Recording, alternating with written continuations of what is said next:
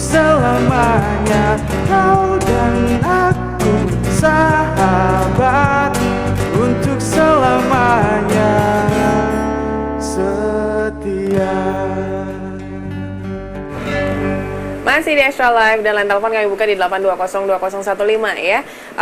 Saya akan kembali bertanya kepada Pak Diskadir. Ini juga mungkin masyarakat yang tidak mengetahui sebenarnya apa yang membuat proses untuk memilih wakil wali kota Surabaya menjadi panjang. Mungkin apa saja Pak ini waktu-waktu yang menjadi pemotongnya ini? Iya, jadi memang prosesnya kita ini sebenarnya dimulai pertengahan bulan Juli, sekitar tanggal 17 begitu. Kita dikasih waktu 2 minggu, batas akhirnya itu tanggal 2 Agustus. Setelah itu kita diperpanjang. Lah, diperpanjang itu kan ada masa jeda 2 minggu, waktu itu libur lebaran.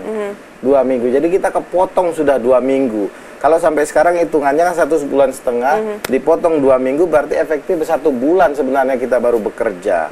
Lah memang di dalam itu yang agak alot kemarin pada saat penyusunan tatib. Misalnya tatib itu modelnya nanti mau dicoblos apa dicontreng. Kemudian nanti perwakilan dari fraksi ini ditentukan oleh pansus, apa oleh pimpinan atau oleh fraksi. Nah, ini tarik ulur terus gitu loh, termasuk dengan kertas suara dan lain-lain. Nah, karena di sana banyak fraksi, berarti kan banyak sekali keinginan-keinginan. Nah, begitu deadlock, kita harus konsultasi lagi ke gubernur. Begitu deadlock, kita juga harus konsultasi ke Depdagri. Kita sudah 2 kali konsultasi ke Depdagri, terakhir minggu lalu. Minggu lalu, dan alhamdulillah Senin kemarin sudah clear semua. Seluruh fraksi sudah setuju, walaupun masih ada juga sedikit-sedikit yang tidak setuju. Tapi akhirnya sudah setuju semua. Jadi memang saya pribadi kami merasa bahwa ini sudah sesuai dengan prosedur. Jadi kalau dihitung waktu 1 bulan kita bekerja ini sudah mau memasukkan nama Panli. Insya Allah besok Senin kalau sudah clear semua nama Panli masuk, berarti sekitar 1 bulan kita bekerja dengan Panli.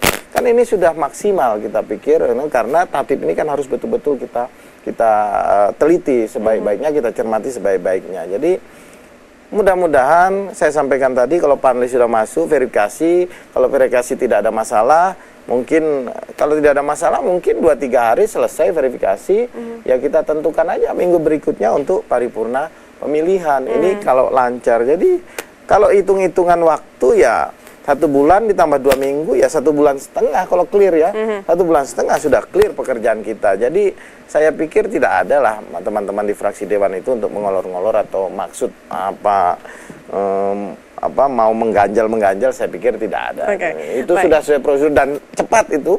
Hitungan kita 1,5 bulan ini sudah selesai. Baik, ini terkait dengan posisi Wakil Wali Kota Surabaya yang sudah disepakati bahwa akan ditempati oleh wakil dari PDIP begitu ya. Apakah ini juga yang saat ini terjadi, jika ada pertanyaan-pertanyaan begitu Pak, apakah ini merupakan bagian rivalitas antara PDIP dan juga Golkar begitu? Baik, kita tahan dulu Pak, penelpon sudah terhubung di sini. Selamat malam Extra Live. Malam. Iya, dengan siapa nih Bapak? Iya. Pak Anto dari Rungkut, Pak. Iya, silakan Pak.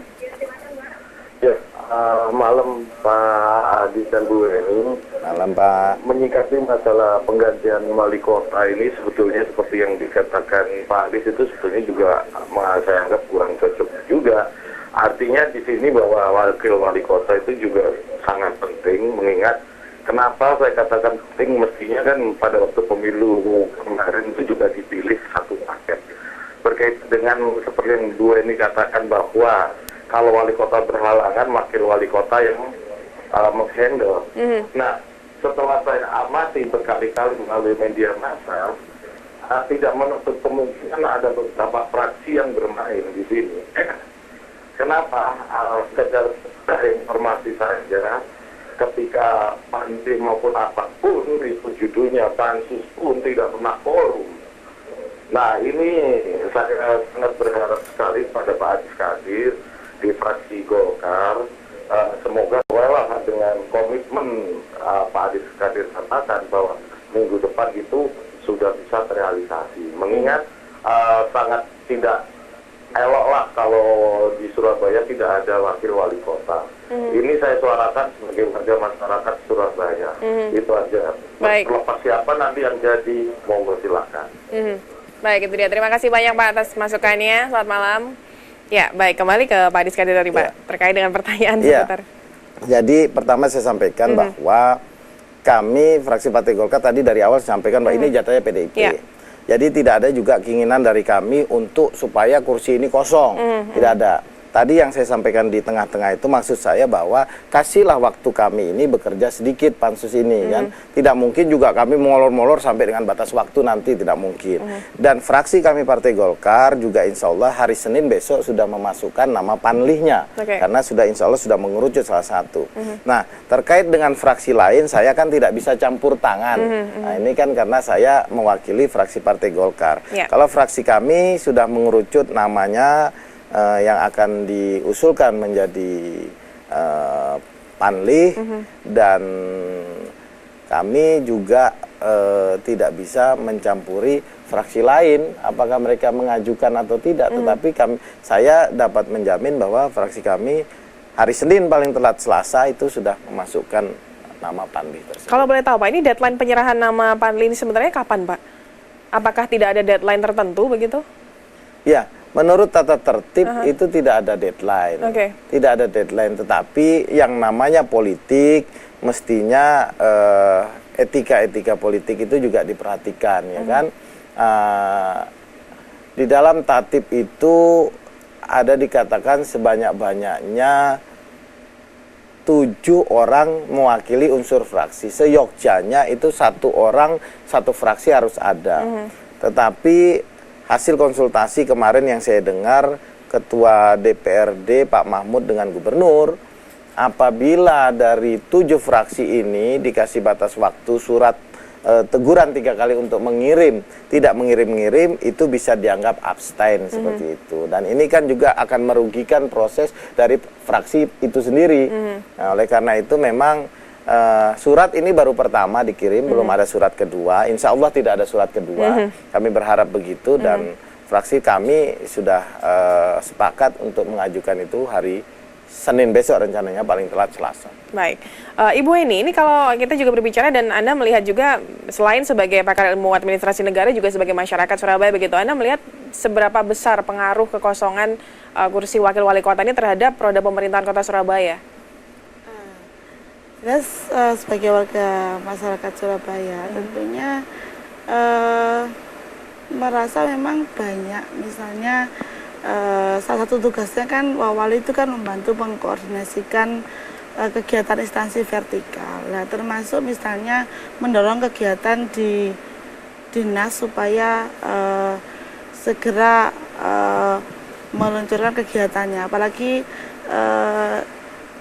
anggaran itu kan sudah cair semua. Nah, tentunya mungkin ada juga yang menyebut instansi itu tanpa wakil wali kota juga bisa kerja secara sendiri. Namun kan perlu ada pejabat di atasnya yang bisa mengawasi, bisa mengevaluasi kinerja dari instansi atau dinas-dinas tersebut dalam melaksanakan kegiatannya atau aktivitasnya, melayani masyarakat. Artinya ini kembali lagi kepada masyarakat.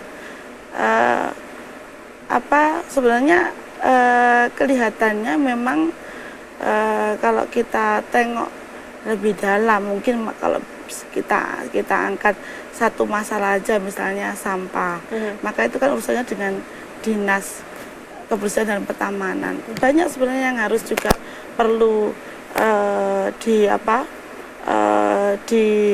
perlu didorong oleh wali kota maupun wali kepada instansi tersebut untuk bekerja lebih maksimal dalam mengelola sampah, mengatasi masalah sampah di kota Surabaya. Nah, mungkin itu yang bisa. Baik, Pak Adis, ini juga kalau kita sempat melihat pada apa yang terjadi masa lalu ketika pemilihan Ketua DPRD Surabaya juga, apakah menurut Anda ada kemungkinan polemik ketika proses pergantian wawal ini berlangsung begitu? Meskipun ketika penjabaran secara prosedural semuanya nampaknya sudah berjalan secara rapi begitu, Pak. Jadi saya pikir tidak ada ya, karena undang-undangnya sudah menyatakan jelas dan kami sudah menyepakati suatu tata tertib tentang pemilihan wakil wali kota juga yang sangat jelas.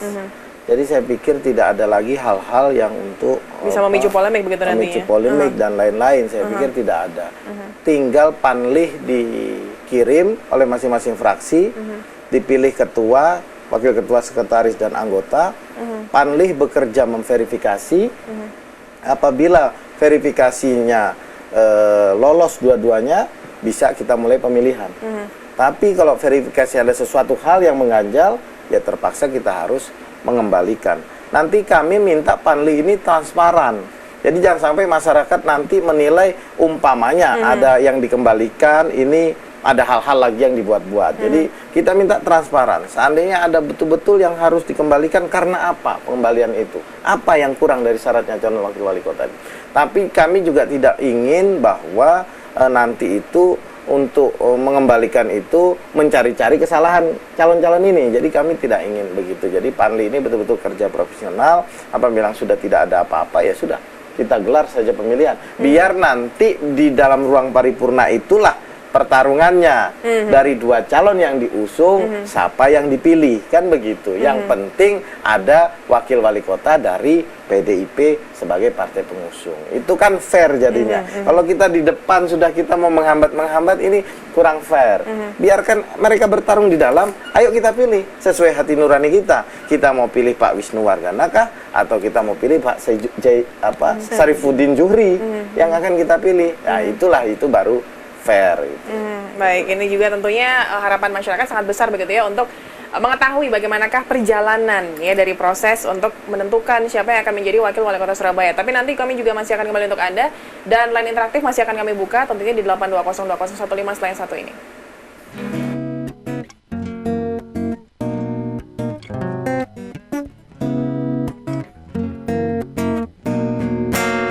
That may be all I need. In darkness, is all I see.